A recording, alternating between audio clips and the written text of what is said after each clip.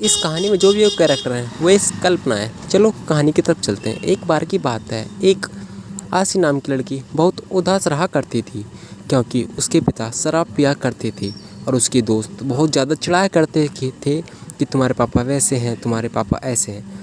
तो आसी बहुत ज़्यादा उदास रहती, इधर कभी घर तो कभी कहीं आती रहती और दाना डालती रहती चिड़िया को। तो एक बार की बात है, नया साल पास आ रहा था तो उसके दोस्त कहते हैं, अरे तू तो आएगी नहीं हमारे साथ क्योंकि तू तो पैसे देगी नहीं। दूसरे कहते हैं, हाँ ये तो पैसे देगी नहीं, ये तो गरीब है, इसके पापा तो शराब पीते हैं। फिर दूसरी कहती है, हाँ तू सही कह रही है, इसके पास तो कपड़े भी नहीं है पहनने के लिए, क्या पहनेगी नई साल पर ये। फिर कहती है, हाँ तू सही कह रही है, जब हमें पैसे भी नहीं देगी तो हमारे नई साल पर क्यों बुलाएं इसे। हाँ तू सही कह रही है, चलो चलते हैं यहाँ से, हम इसका मुँह क्यों लगे। फिर कहती है, हाँ चलते हैं, ये पैसे नहीं देगी, नई साल पर पुराने कपड़े हैं, इसके पाप शराब पीता है। तो वो सभी आसी को दुखी कर कर वो सब चले जाते हैं। आसी बड़ी उदासी के साथ उन्हें देखती है और उन्हें देखती रहती है बड़ी उदासी के साथ। फिर वो घर जाती है और रोती रोती बहुत ज़ोर से भागती हुई घर जाती है बड़ी उदास के साथ और माँ के सामने वो रोने लगती है। माँ का नाम था दीक्षा। वो माँ के सामने बहुत ज़्यादा रोती है, रोती रोती बोल भी नहीं पाती। फिर कहती है, माँ ये हमारे पापा शराब क्यों पीते हैं। माँ ये आपको ये देख नहीं पाते कि हम भी रहते हैं, वो कितना शराब पीते हैं, मेरे दोस्त मुझे बहुत चिढ़ाते हैं, आप उनको एक बार बोलो तो सही माँ। वो मेरे दोस्त मुझे डेली चिढ़ाते हैं कि तुम्हारे पापा ऐसे हैं, तुम्हारे पापा वैसे हैं। तभी उसकी माँ दीक्षा बोलती है, अरे मैं बेटा क्या करूँ, मैं भी उनसे बहुत परेशान हूँ। जब वो आते हैं तो शाम को तुझे पता ही है वो क्या करते हैं। अब मैं क्या ही करूं, मैं भी उनसे बहुत दुखी हूं। मैं क्या ही करूं बेटा, अब तू ही बता, मैं उनसे बहुत ज़्यादा दुखी हूं। तो दोनों माँ बेटी बहुत ज़ोर ज़ोर से रोने लगते हैं, जो उनके सुनने वाला होता नहीं। तभी उसके पापा आ जाते हैं। तो उसके पापा उसकी माँ को बहुत ज़्यादा मारने लगते हैं। चल पैसे निकाल, मुझे जाना है, मेरे साथ के सभी जा रहे हैं, जा जल्दी से पैसे निकाल के लेकर, मुझे पैसे चाहिए, चल पैसे दे। नहीं देगी, चल पैसे दे। उसकी माँ कहती, मेरे पास पैसे नहीं है, मैं कहाँ से ला कर दूँ पैसे, मेरे पास नहीं है पैसे, मैं कहीं जाके छोटी मोटी करती हूँ तो खर्च हो जाते हैं सभी, मेरे पास पैसे नहीं है, मैं कहाँ से लाऊं पैसे, तुम ही बताओ। तुम डेली मांगने आ जाते हो और मैं डेली दे भी देती हूँ, मैं अब क्या करूँ जब मेरे पास पैसे नहीं है, तुम मुझे मत मारो। तभी उसके पिता उसके पास हाथापाई पर उतर जाते हैं और उसको मारने लगते हैं और तभी सारा सामान इधर उधर बिखरने जाता है। तभी आसी बहुत ज़्यादा रोने लगती है क्योंकि उसकी माँ को मारकर चले जाते हैं। तभी उसके पापा उसको पीट कर चले जाते हैं। तो उसकी माँ बहुत ज़ोर ज़ोर तक रोने लगती है और वो बहुत ज़ोर ज़ोर से दीक्षा और आसी बहुत ज़ोर ज़ोर से रोने लगते हैं। तो आसी कहती है अपनी माँ से, माँ हमारे पापा ऐसा क्यों करते हैं, आपको डेली आकर शाम को बहुत ज़्यादा मारते हैं, चलो हम यहाँ से कहीं बहुत दूर चलते हैं, जहाँ से हम अपने पापा से बहुत दूर चले जाएं, वहाँ हम सुख शांति रहेंगे और कुछ काम करेंगे, जो हम पर बनेगा हम वो काम करेंगे, चलो माँ हम यहाँ से चलते हैं। तभी उसको माँ को यह सुझाव अच्छा लगता है और दोनों वहाँ से चले जाते हैं। तो अपना सारा सामान बांध कर दीक्षा और आसी वहाँ से सामान बांध लेते हैं और पैदल पैदल एक बहुत दूर गांव, जहाँ पर कुछ शहर में एक झोपड़ी में रहने लगते हैं। तभी दोनों माँ बेटी बड़ी सुख शांति से वहाँ रहने लगते हैं, खुद काम करते हैं, कुछ कमाते हैं। और वो आसी कभी स्कूल चली जाती है तो आकर कुछ काम करने लगती है। तो एक दिन आसी बहुत उदास से आती है क्योंकि उसकी माँ की तबीयत बहुत ख़राब थी और कमर में बहुत ज़्यादा दर्द था। तो माँ आसी बहुत ज़्यादा दुखी हो जाती है, कहती है, बेटा तुम आगे पढ़ने चलो, ठीक है, थोड़ा सा काम कर लो बेटे। तो कहती है, माँ तुम्हारी हालत मुझसे देखी नहीं जाती, माँ तुम हर वक्त काम करती रहती हो, मुझे कपड़ा सिलना बहुत अच्छी तरीके से आता है, माँ आप मुझे कपड़े सिलने वाली मशीन दिला दो, मैं उसमें बहुत अच्छे अच्छे कपड़े सिलूँगा और लोगों को बांट दूँगी सिलकर। तो उसकी माँ करती है और उसे एक सिलाई मशीन ला कर दे देती है। वो बहुत अच्छी सिलाई करती थी और वो खुशहाल रहने लगती थी क्योंकि पड़ोस वाले वो कुछ कपड़े सिलाने आते थे। तभी उसने एक दुकान खोल ली, दुकान में बहुत अच्छे अच्छे कपड़े बिकने लगे, उसकी थोड़ा प्रचार होने लगा, उसका थोड़ा नाम होने लगा और फिर वो खुशहाल रहने लगा और फिर अच्छी कमाई आ गई। पर उसके मन में कभी लालच नहीं आया कि वह इतने पैसे कमा रही है। अब पैसे कमाते कमाते कुछ दिन बाद उसकी माँ की तबीयत थोड़ी ख़राब हो जाती है और वो बहुत बीमार होने लगती हैं। तो आसी बहुत ज़्यादा परेशान हो जाती है और दीक्षा कहती है तुम सही साथ रहना। तो फिर आसी की माँ ख़त्म हो जाती है और बहुत रोने लगती है, बहुत ज़ोर ज़ोर से। तभी वो अपनी दुकान पे जाती है आसी और बहुत उदास रहने लगती है। वो क्या करे, उसकी माँ अब इस दुनिया में नहीं थी, उसकी माँ अब अलविदा कह चुकी थी। उसके पड़ोस में रहने वाली भावना बहुत ज़्यादा घिनने वाली थी, क्योंकि उसे नहीं पसंद था कि कोई मेरे दुकान के सामने कोई कपड़े की दुकान खोले। तभी वो भावना आसी के सामने आ जाती है, कहती है तुम इस दुकान को बंद कर दो, नहीं तो मैं तुम्हारी दुकान को इसे ढकवा दूंगी और बंद करवा दूंगी, सारा सामान फेंकवा दूंगी। अगर तुमने दुकान कल को खोली तो मैं फिर अच्छा नहीं होगा, मैं फिर बता रही हूँ। फिर तभी भावना उसको गुस्सा कर वहाँ से चली जाती है। तभी एक मोटा ग्राहक आता है जिसका नाम था राखी। बड़े अमीर घराने का सा था और वो कहता है मैंने बहुत प्रचार सुना है तुम्हारे कपड़ों का, तुम्हें एक मैं ऑर्डर दे रही हूँ। हमारे घर में शादी तो मेहंदी के और हल्दी के तुमको बड़े बड़े लहंगे सिलने हैं। तो आसी बहुत खुश हो जाती है और कहती है ठीक है, मैं आपके लहंगे सिल दूँगी, आप कुछ दिनों बाद आ जाना। तो आप अपना नंबर दे दीजिए, आपको होगा तो हम बता देंगे। तो वह अपना नंबर दे जाती है और कहती है मुझे कुछ दिन बाद ही चाहिए, अर्जेंट चाहिए, थोड़ा अर्जेंट है। तो अभी आसी घर जाती है और मिसाई मशीन पर बैठ जाती है और बहुत मेहनती से सारे सामान सिल देती है। तभी उसको एक कॉल आती है कि तुम्हारी दुकान में आग लग चुकी है। देखते ही देखते उसके सारे कपड़े सब जल चुके थे और ये आग और किसी ने नहीं, भावना ने लगाई थी। तभी आसी उसकी अपनी दुकान पर पहुंच जाती है, बहुत ज़ोर ज़ोर से रोती है क्योंकि उसके दुकान में सभी सामान जल चुका था और पहले ही उसकी माँ अलविदा कह चुकी थी। तो बहुत परेशान हो जाती है। तो तभी उसकी भावना वो आ जाती है राखी और वो कहती है मेरे कपड़ा कहाँ गए। जब आसी कहती है आप चिंता मत करो, मैं आप कर दूंगी कपड़े कहीं से एडजस्ट करके, आप मुझे कुछ वक्त का टाइम दो। तभी राखी कहती है नहीं मुझे कल ही चाहिए, नहीं तो मुझे पूरा पेमेंट वापस चाहिए, और कह के वो चली जाती है। तभी आसी घर जाकर बहुत माँ की तस्वीर का बहुत ज़ोर ज़ोर से रोने लगती है। कहती है माँ मैं क्या करूँ, मैं ऐसी मुश्किल में फंस चुकी हूँ, माँ आप बताओ मैं क्या ही करूँ। तभी अचानक उसकी माँ की तस्वीर बोलने लगती है और कहती है अरे बेटा तुम रो मत, तुमको मैं एक जादुई लहंगा देती हूँ, क्योंकि वो परियों का लहंगा है। मैं भी एक पहले परी थी, पर किसी कारण मैंने एक आदमी से प्यार कर लिया तुम्हारे पापा से, तो मैंने उनसे शादी कर ली। उसके बाद मेरी सारी शक्तियाँ चली गईं जो मैं तुम्हें कभी बता भी नहीं पाई। फिर मैं अब दोबारा परी बन चुकी हूँ। तो उन परी वालों ने एक लहंगा दिया है तुम्हारी मदद करने के लिए, तुम उस पक्षी को खोलो क्योंकि तुम अच्छे और सच्चे हो।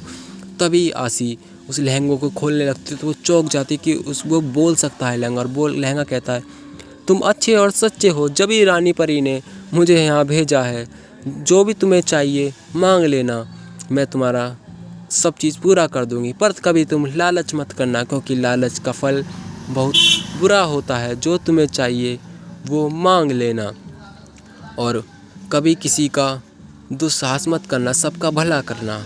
फिर आसी कहती है मैंने जो कपड़े सिले थे मुझे बस वही चाहिए, क्योंकि मैंने बहुत मेहनत से कपड़े सिले थे, बस मुझे वही वापस चाहिए, बस आप हो सके तो उनको ही वापस कर दीजिए। तो वो जादुई लहंगा जादू से अपने वो द्वारा सारे कपड़े ला देता है। तभी आसी बहुत खुश हो जाती है और उसका अगले दिन वह सारा उसका डिलीवर कर देती है। और जो राखी होती है बहुत खुश होकर उसको एक माउंटेन ड्यू की बोतल, माउंटेन ड्यू की नहीं, फेंटा की बोतल के ग्लास में करके उसे पिला देती है। तो उसका कारोबार बहुत अच्छा सा चलने लगा दोबारा, वह गरीबों की मदद करने लगी और लहंगा भी बहुत खुश था। और उसको जादुई लहंगे से मदद और उसकी माँ की कहानी बहुत अच्छी थी। तभी वहाँ भावना आ जाती है और कहती है ये जादुई लहंगा ये बोल सकता है, ये तो कुछ नहीं लगे जादुई लहंगा है। वो उससे कहती लाओ मुझे भी बड़े बड़े महंगे महंगे सूट दो जो बहुत डिजाइन वाले हो। उसके मन में बहुत ज़्यादा लालच भरा था। तो वो कहती लाओ मुझे दो, नहीं जल्दी दो। फिर वो बहुत ज़्यादा घृणासी कहती है और वो सब लहंगा देख रहा था। तभी उसको एक बहुत ज़्यादा जोर का झटका देता है, बहुत तेज, मानो जैसे कितना बुरा झटका हुआ है। वह तड़प मतलब बहुत तड़प सी लगती है। तभी कुछ देर बाद भावना पागल हो जाती है और वह एक जैसा ही डांस करने लगती है, बार बार वही डांस करने लगती है जिसका शायद कोई इलाज नहीं था। तभी उसकी दुकान बहुत मशहूर हो जाती है और वह गरीबों की मदद भी करती है। और कभी जिस पर कपड़े नहीं थे, कभी कभी फ्री में भी कपड़ा बांट दिया करती थी। और वह बहुत सुख शांति से अब रहने लगी थी। और वह अपने माँ की तस्वीर के आगे हाथ जोड़ती है और उस लहंगे के भी कि आपने मेरी और मैं सभी की मदद करती हूँ, बस आपके द्वारा। वह सबको प्रणाम कहती है और हम यहाँ पर अपनी कहानी का अलविदा करते हैं। तो कैसी लगी बच्चों आपको ये कहानी? अच्छी लगी हो तो लाइक करके जाएं, अच्छा लगा हो तो कमेंट करके जाएं और शेयर करना मत भूलना। बच्चों बेल आइकन ऑन कर दो, नीचे लाल बटन का ऑप्शन है, इस पर सब्सक्राइब लिख रहा है, इस पर क्लिक कर दो। बाय बाय बच्चों। ये कहानी है पितवास गांव की, जो बराल के पास पड़ा करता था।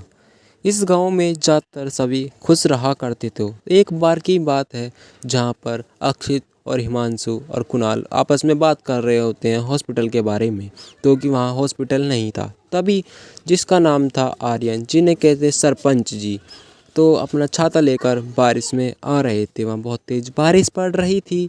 तो वहाँ के आते हैं और सोचते सोचते वो कहते हैं, लो सरपंच साहब भी आ लिए। कहते हैं, अरे कैसे, क्या हो गया, तुम क्यों उदास बैठे हो, क्या हो गया, तुम मुझे कुछ बताओ तो सही अपने बारे। अरे क्या बताएं सरपंच साहब जी, वही पिछली बारी हमारे गांव में एक हॉस्पिटल नहीं था, तो हम हॉस्पिटल के बारे में सोच रहे थे, तो उसी के कल्याण के बारे में सोच रहे थे। तो कहते हैं हमारे पास पैसे तो है नहीं, जो हमारे पैसे थे हमने उसका हॉस्पिटल बना लिया, जो अब सामान बाकी है वो उसके लिए पैसे नहीं है। तो कहते हैं सरपंच जी अगर क्यों करते हो, मैं कुछ मदद करता हूँ, शायद मेरे पास तो पैसे नहीं है, मैंने अपनी बेटी की शादी कर दी, पर मेरे पास एक खेत है जो मैं उसको बेचकर तुम्हारी कुछ मदद कर सकता हूँ। तभी कुणाल हाथ जोड़कर कहता है, सरपंच जी मैं आपका कैसे धन्यवाद करूँ। तभी कहते हैं पर बिकेगा लेगा कौन उसे। तभी सरपंच साहब और कुणाल और अक्षित वो चले जाते हैं। तो ट्रेन में बैठकर वो जाते हैं तो एक गांव पड़ता है जिसका नाम था, वो पितवास से ज़्यादा दूर पड़ता था, उसका नाम था मनवास।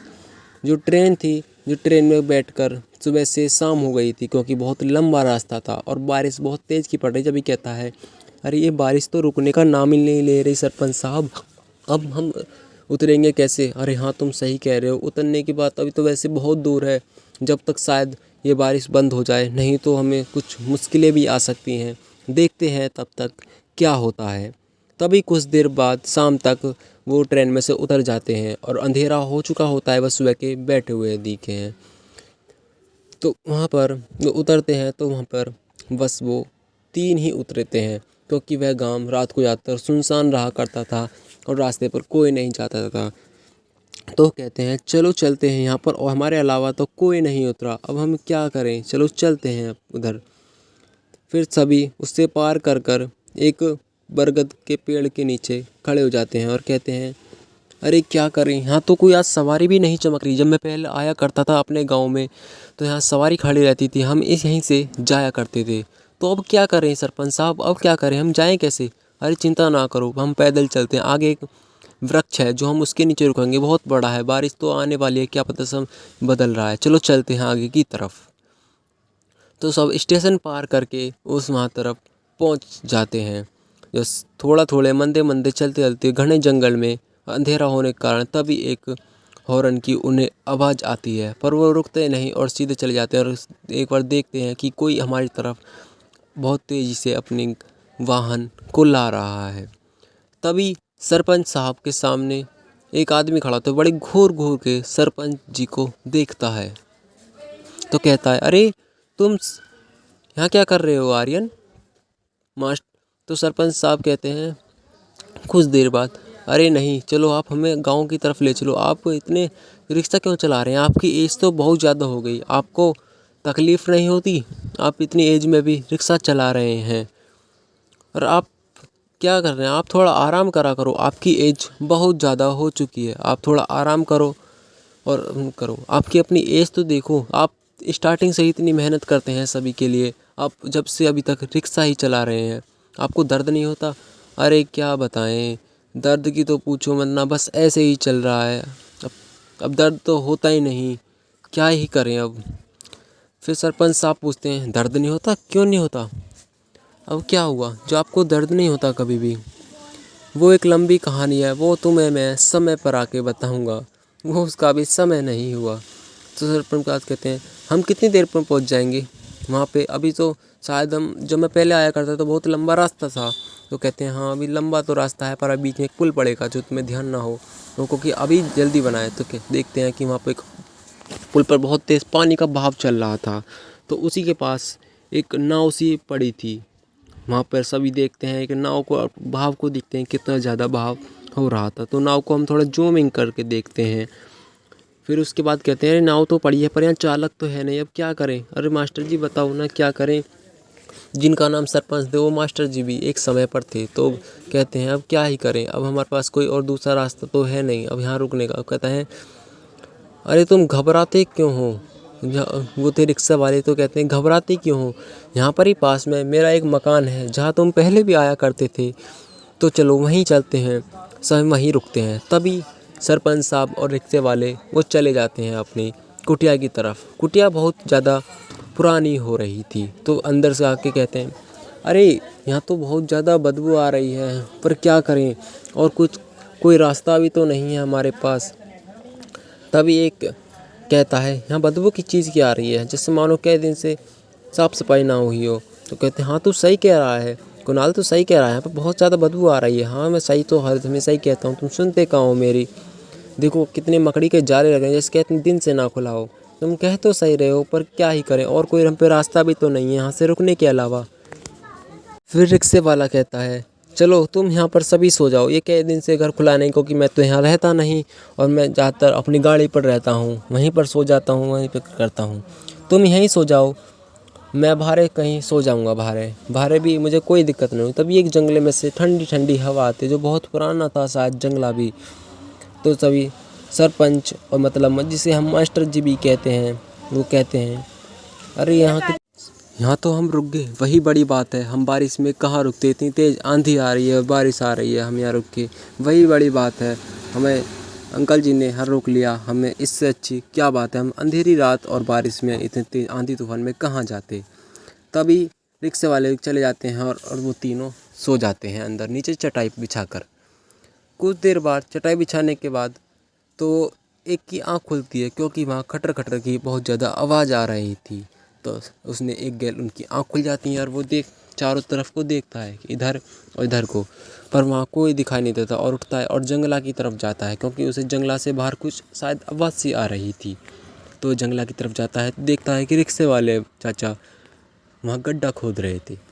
बहुत देर से गड्ढा खोदने के बाद वो बहुत ज़्यादा थक भी चुके थे और वो एक साइड को बैठ चुके थे।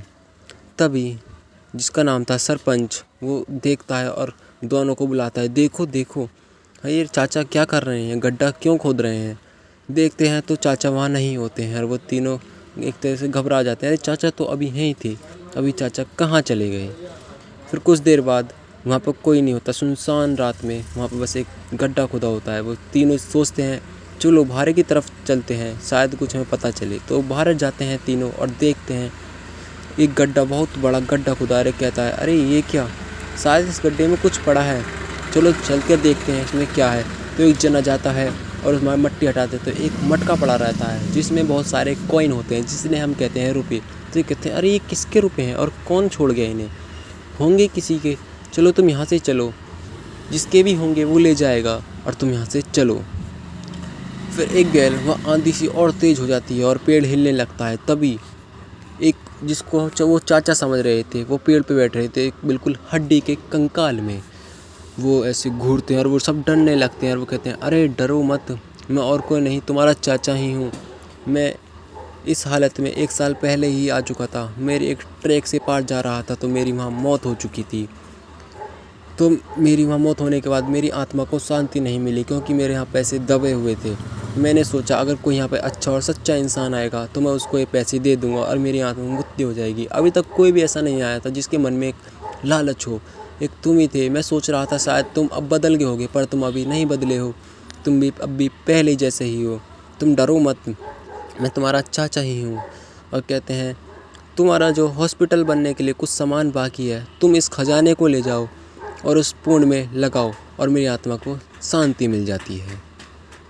तभी कुछ समय बाद वो उस देखते हैं और वहाँ से उठाकर चले जाते हैं और वो तीनों वहाँ पर एक हॉस्पिटल बना देते हैं जिसको पूरा आराम सभी को मिलता है। Like comment. यह कहानी है एक शहर की जो गुलाबटी के नाम से बहुत मशहूर था, पर उस शहर में कभी कोई रात को नहीं निकला करता था। तो वह एक नया आदमी जिसका नाम था सुलभ, वह घूम रहा था क्योंकि उसे बैंड हो जाना था। पीछे से एक 7 फुट आदमी कहता है, हे यू मैन, तुम कहाँ जा रहे हो मेरी परमिशन के बिना? तुम्हें पता नहीं मैं पहरा दे रहा हूँ यहाँ पर? तुम समझते क्यों नहीं? अरे पीछे मुड़कर देखो, तुम्हें पता नहीं है यहाँ रात के बिना कोई नहीं जाता। जो एक बार जाता है वो कभी वापस नहीं आता है। फिर पीछे से वो घूर घूर के देखता है जिसका नाम था सुलभ। वो देखता है एक 7 फुट आदमी जो उसने कभी नहीं देखा था, और वो जो बात कह रहा था, जो एक बार जाता है वो कभी नहीं आता। वो कहता है मैं आऊँगा, पर मुझे अभी बैंड बजाने जाना है। तो देखता है कि इतना साहस आदमी कैसे कह सकता है कि मैं आऊँगा। तो ज़ोर ज़ोर से एक बार को चौंक भी जाता है। तो फिर अचानक से वो कहता है तुम क्यों जाना चाहते हो मेरे परमिशन के लिए? तुम नहीं जाओगे, तुम अभी घर जाओ। पर सुलभ अभी धीरे धीरे घर चला जाता है। पर सुलभ कहाँ मानता है, अगली रात को छुपे दूसरे रास्ते से चला जाता है। कहता है मुझे पकड़ना मुमकिन नहीं, नामुमकिन है, मेरे बिना तो बैंड बाजा अधूरा है, मुझे तो जाना पड़ेगा। फिर सुलभ की माँ अगली सुबह बहुत ज़ोर ज़ोर से रो रही होती है, बहुत ज़ोर ज़ोर से। वहाँ सरपंच जिसका नाम था हर्ष, वो जाता है और वहाँ पे बहुत सारे व्यापारियाँ आदमी खड़े रहते। पूछता है अरे क्या हुआ? ये तो शायद नए बैंड बाजे वाली मम्मी है, ये क्यों रो रही है? तो वो कहता है अरे साहब मैं क्या बताऊँ आपको, ये मैंने उसको रोका तो था पर वह रुका नहीं और मेरे पे धौंसी दिखाने लग गया और वो मैंने अगले दूसरे रास्ते से चोरी छुपे चला गया। तो तभी सुलभ के पापा एक लाठी लेते हुए आराम से, बहुत आराम आया, उनकी पीठ में बहुत दर्द रहा करता। वो कहते हैं मेरे बच्चे को क्या हुआ? वही तो मेरा एक सहारा था। जो आप क्या कह रहे हो, वो अब नहीं लौटेगा? क्यों नहीं लौटेगा? वही तो मेरा सहारा था, मेरा एक इकलौता बेटा। अब मैं किस के बगैर रहूँगा? फिर मैं इसे, जिसका नाम था चिंटू और मिंटू, वो दोनों उनको आपस में गोली घूर घूर के देख रहे थे। तो चिंटू कहता है आप चिंता ना करो, मुझे लगता है कि सुलभ अभी जिंदा है, मैं उसको ढूंढ के लाऊंगा, क्योंकि मुझे ऐसा वो अच्छा आदमी, बहुत अच्छा आदमी लगता है, वो मुझे नहीं लगता कभी मरा होगा।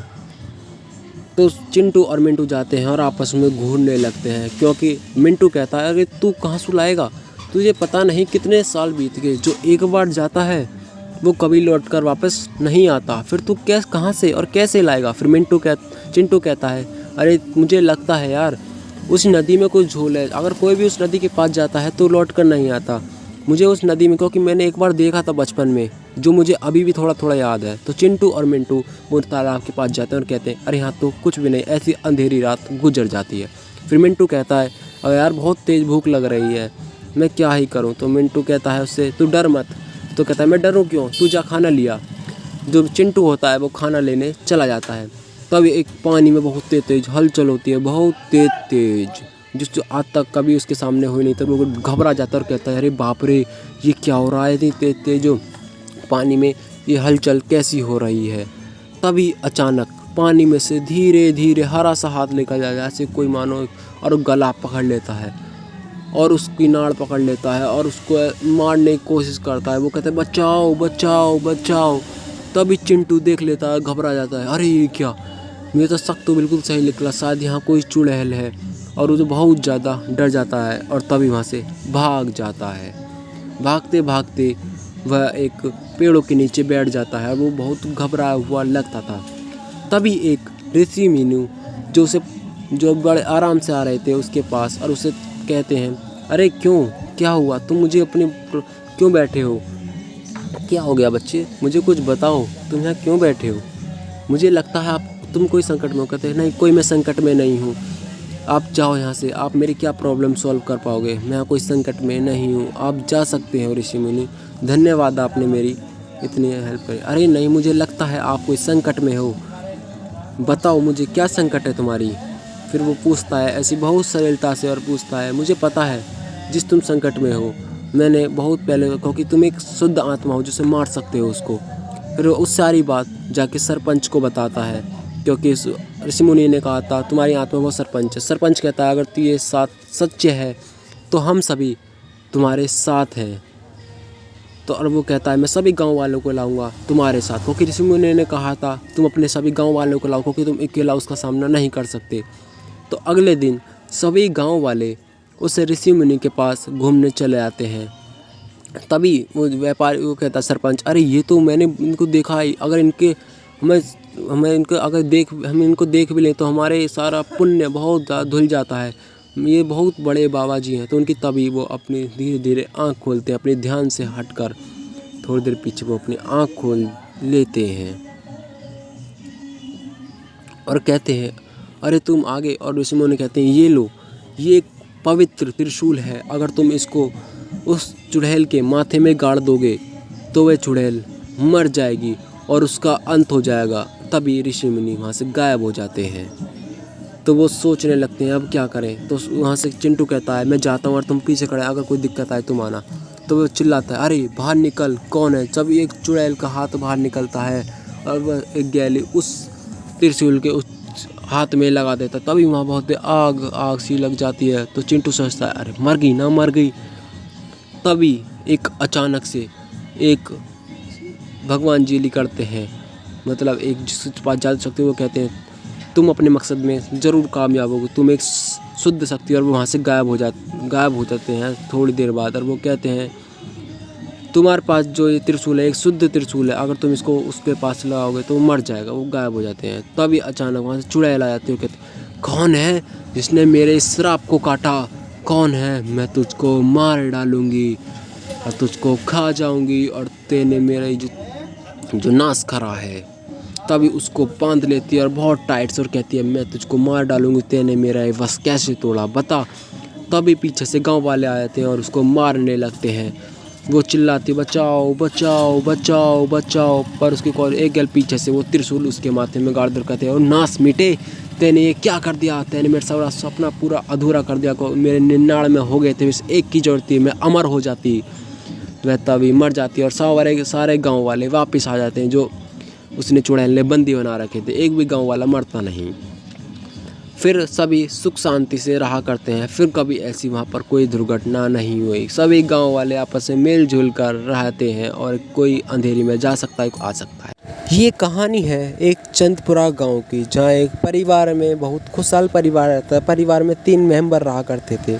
जल्दी उसकी बेटे की नौकरी अच्छी खासी लग गई थी, तो घर वालों ने सोचा शायद उसकी शादी करा दी जाए। तो उसकी शादी करा दी घर में। फिर वो 4 मेंबर हो चुके थे, तो आपस में खुशहाल वो ज़िंदगी जिया करते थे। जो उसकी बहू थी चंपा, वो बहुत अच्छा गाना गाया करती थी। जो उसकी बहन थी चंपा की नंद, वो भी बहुत अच्छा गाया करती थी, पर उससे ज़्यादा अच्छा नहीं गाया करती। आपस में किसी की बनती नहीं थी। तो एक दिन ऐसे ही तय हो चुकी थी और दोनों ने कहा तुम पहले गाओ और माँ बताएंगी कौन ज़्यादा अच्छा गाते हैं। तो चंपा का पति कहता है कि हाँ ये तो बहुत अच्छा गाते हैं, मैं इसकी चीज़ भी तो फ़िदा हो गया था। फिर चंपा कहती मैंने इसे कभी किसी के सामने नहीं गाया, पर आज मैं मुश्किल हो जाएगा। फिर वो कहती है डर गई। फिर वो ऐसे सोचती है। फिर वो कहती नहीं मैं नहीं डरी। फिर वो गा कर दिखाती है बहुत अच्छी आवाज़ में, जिससे बहुत सुरीली आवाज़ थी, इतनी सुरीली मानो आप समझ नहीं पाओगे। फिर वो चंपा की नंद थोड़ा थोड़ा फिर अच्छा गाती है, पर उसके मुकाबले वो बहुत ज़्यादा अच्छा नहीं गा पाती। फिर उसकी सास, चंपा की सास कहती है थोड़ी देर बाद कि पहले सुन लेते हैं इन सभी का गाना। फिर चंपा की सास कहती है चंपा ने तो बहुत अच्छा गाया है, पर मेरी बेटी ने थोड़ा कम अच्छा गाया है। तो चंपा की नंद बहुत ज़्यादा बुरा मानती है और मन मन सोचती है क्या करा जाए जिससे मेरी थोड़ी सोच बढ़ जाए। तो चंपा की नंद उसके लिए कुछ मिठाई ले जाती है, पर वो सोचते सोचते गम में थी कि आप ये कहती है कि लो मिठाई खा लो। फिर उसका पति कहता अभी तो तुम इतना गुस्सा थी, फिर अभी मिठाई कैसे लेके आ गई। फिर वो कुछ सोचते सोचते कहता है कि कुछ मिला है तो नहीं है इसमें। फिर उसकी कहती है हाँ मेरा गला ख़राब करने को लाई दिखे शायद ये, क्योंकि वो बहुत अच्छा गाया करती थी। तो कुछ दिन बाद उसकी तबीयत थोड़ी ख़राब हो जाती है और उसको भर्ती करना पड़ता है और खाली घर सुना सुना रहता है। फिर डॉक्टर साहब कुछ कहते हैं इनको एक ऐसी गोली दवा दी जा रही है जिससे इनके गले में बहुत ज़्यादा इन्फेक्शन हो चुका है, जिसको ठीक करना शायद ही पॉसिबल नहीं है। और उसको बताता है कि इसको डेली गोली दबा दी जाती है जिसका इससे ज़्यादा ख़राब हो चुका है। फिर उसका पति कहता है चंपा का, मैं हमने तो इसकी कोई दवा चल ही नहीं रही है तो इसका गला कैसे ख़राब हो, डॉक्टर साहब कुछ भी करिए गला ठीक करिए। फिर एक दिन एक दादी माँ उनके पड़ोसी थी जो घूमने जाया करती थी, तो एक दिन वो शहर से गांव को आ रही थी तो पीछे से गाने की आवाज़ आ रही थी, चंपा चमेली तू कहाँ चली, मैं तेरे पीछे तू कहाँ है। एक गल पीछे को मुड़ के देखती है तो वो सदमे में रह जाती है और वो चुड़ैल उनको मार डालती है। ये कहानी उनकी चंपा की माँ को पता पड़ जाती है। वो कहती है कि बाहर किसी की हत्या हो गई है तो थोड़ा संभल कर रहना।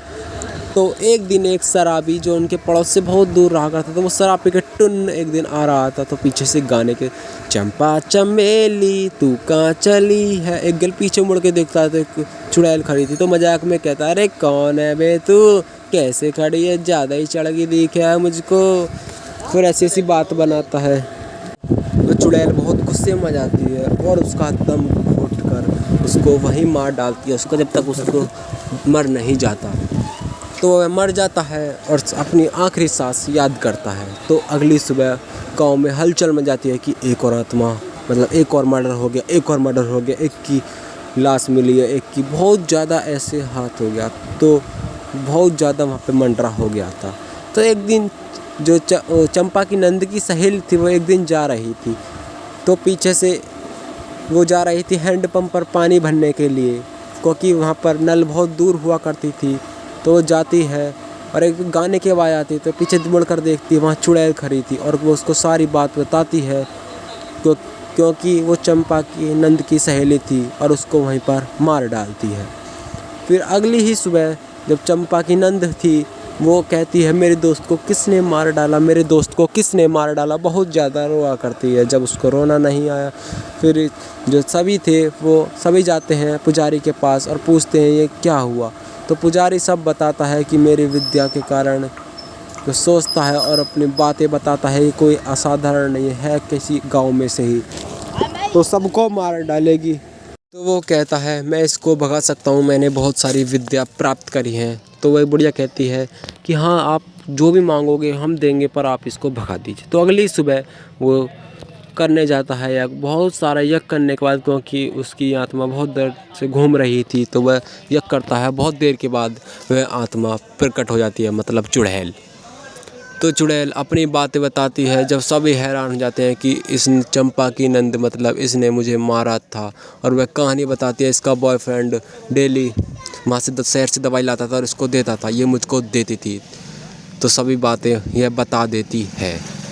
फिर कुछ देर बाद वो चंपा की जो नंद थी उसकी आंखें भर जाती हैं और उसका दर्द सुनने के बाद वह सॉरी मांगती है और बहुत ज़्यादा गिड़गिड़ाती है, मुझे माफ़ कर दो, मुझे माफ़ कर दो। फिर वो चंपा का जो पति था वो बहुत ज़्यादा रोता है, तुम कहाँ मुझे छोड़ कर चलेगी, कहाँ मुझे छोड़ कर चलेगी, बहुत ज़्यादा वह दुखी होता है। फिर कुछ देर बाद उसकी आत्मा चली जाती है, क्योंकि यज्ञ होने के बाद। फिर उसके बाद वहाँ पर कोई भी मरता नहीं है ऐसी अंधेरी रात में, कभी नहीं, कभी किसी चुड़ैल से। सभी आराम से घूमते हैं दिन में रात में, और सभी कोई वहाँ पर ऐसी बात नहीं हुआ करती। चैनल अच्छी लगे तो लाइक करो, सब्सक्राइब करो, कमेंट करो। एक बार की बात है, एक छपरावत गांव के नाम से एक गांव मशहूर था। वहाँ एक चुड़ैल रहने लगी। वह चुड़ैल को एक बीमारी थी, अगर उसको चांद ना दिखाया जाए तो उसको कमजोरी आ जाती थी, और रात को वैसे रहती थी और सुबह को वह अपना रूप बदल लेती थी। सुबह को जैसे इंसान काम करते हैं ऐसे काम करती थी और रात को अपना शिकार ढूंढती थी। एक दिन बंटू ऐसे ही घूमने जा रहा तो चुड़ैल देख लेती है और कहती है, खुद शिकार आज चलकर मेरे पास आ रहा है। और जैसे ही बंटू सामने की तरफ जाता है तो अचानक से वो आ जाती है और बंटू डर जाता है और कहता है, मुझको मत मारो, मुझको मत मारो। बंटू भागने लगता है। फिर चुड़ैल कहते, भागता कहाँ है, इतने मुश्किल से एक शिकार मिला है। फिर वह इसके सामने जाती है और घूरने लगता है। फिर बंटू कहता है, मुझे मत मारो, मुझे जाने दो। बहुत ज़्यादा रिक्वेस्ट करने के बाद फिर भी वो नहीं खाती और उसको खा लेती है। उसके दो नुकीले बड़े बड़े दांत होते हैं और घुर्र के खा जाती है। और रात को वह फिर ऐसे हुआ, फिर सुबह हो जाती है, वह अपने रूप को फिर बदल लेती है। उसको एक बीमारी या सूरज में उसको कमजोरी आ जाती है, तो वो सोचती है मैं इस कमजोरी को कैसे दूर करूं। फिर अगली सुबह सब एक देखते हैं कि बंटू मर चुका है। फिर एक कहता है, अरे ये किसने मारा और कैसे मारा। फिर वो जो भूतनी होती है वो सोचती है किसी को पता न लग जाए, तो फिर वो ऐसे ही काम करने चली जाती है। फिर रात को वो अपना रूप बदल लेती है और फिर शिकार करने जाती है। तो एक दिन एक और इंसान वैसे घूमने जाता है, तो वो देख लेती है और उसको मार डालती है। उसके 2 नुकीले दांतों सारा खून पी जाती है। ऐसे ही सुबह जब लोग देखते हैं फिर हैरान के खड़े हो जाते हैं। फिर एक कहता है, ये कैसी संकट आ चुकी है और ये कैसा हो रहा है, सब एक पर एक बार मरते चले जा रहे हैं। फिर वह औरत चुपचानी से अपने घर चली जा रही है। वह उसी गांव में एक मकान में रहती थी। तो वह एक रात सोचते हैं कि चांद को क्यों अपने पास न लाऊं, क्योंकि उससे चांद को शक्ति मिलती थी। तो वो चांद को एक मटके में रखकर ले आती है। फिर जब भी उसको कमजोरी महसूस होती वह चांद निकालती और चांद से वो सारी एनर्जी ले लेती। फिर वह अपना शिकार करने जाती, चांद निकाल कर उसमें दोबारा उसी मटके में रख देती, जैसे कि मानो कोई जादुई मटका हो। फिर सब घबरा जाते हैं कि इतने दिन से चांद क्यों नहीं निकलता। सब आपस में बातचीत करने लगते हैं। फिर एक कहता है, ये कैसी आ गया, आज तक तो कभी ऐसा हुआ नहीं जो आज ये हो रहा है। आज तक चांद तो हर रोज़ निकलता है। जब भी इसको कमज़ोरी होती तो वह चांद निकालती बाहर और वह पावरफुल हो जाती। तो डेली ऐसे ही करा करती। तो एक दिन उसने कभी ना कभी शिकार मिल जाता था, कभी खून पीती तो कभी मांस खा जाती। तो सब जगह अंधेरा होता है क्योंकि चांद नहीं निकलता। तो एक इंसान जिसका नाम था बंटू का भाई टंटू, तो वो देखता है कि उजाला कैसे। तो वो देखता है कि भूतनी चांद से पता नहीं रोशनी सी ले रही थी। तो वो समझ जाता है कि ये कोई इंसान नहीं है, शायद ये कोई मायावी राक्षस या कोई ये भूतनी है। तो वह सोचता है कि वह उसका पीछा करे और देखे वो कहाँ जाती है और क्या करती है। तो जैसे भूतनी घर से बाहर निकलती और चली जाती है, उसके पीछे बंटू का भाई टंटू उसके पीछे जाता है। तो वो देखती है उसने एक इंसान पकड़ रखा था और उसको मार रहा था। वो बचने का बहुत कुछ कह रहा था, बचाओ बचाओ, पर उसका वह खून पी जाती है। अगली सुबह जो वो आदमी जिसने देखा था सब चीज़ बता देता है जो उसने देखा था। तो जाते हैं भगत जी के पास और उसका सुझाव देने के लिए कहते हैं। वो कहता है कि हमने एक वो देखे। तो महाराज जी कहते हैं उसका एक सॉल्यूशन है। फिर वो बताता है क्या सॉल्यूशन है, अब बताइए, हम वो हर सॉल्यूशन करेंगे जो आप बताओगे। तो फिर वो सॉल्यूशन बताता है कि एक भूतनी है जिसको चांद से रोशनी मिलती है। अगर वो चांद में रहेगी तो रोशनी मिलेगी, अगर नहीं रहेगी तो नहीं मिलेगी। तो वो उसके घर जाते हैं और सब देखते हैं कि वो क्या कर रहे हैं। तो बताता है कि इसके अंदर ही फेंक दो और चांद को छील लो। तो सब ऐसे ही करते हैं, चांद को छील लेते हैं और उसके अंदर सब ढकेल देते हैं। तो वो भूतली इस मटके के अंदर आ जाती है और सब घूर घूर के देखते हैं कि ये तो सच हो गया। फिर भगत जी कहते हैं इसे एक बरगद के पेड़ के नीचे रख दो। तो और बताते हैं कभी और खोद कर इसमें एक मंत्र बांध दो। तो भगत जी ऐसे ही करते हैं और सभी उसके बाद कभी वो भूतनी आती नहीं और सब सुख शांति से घूमते रहते हैं। कभी वहाँ भूतनी नहीं आई।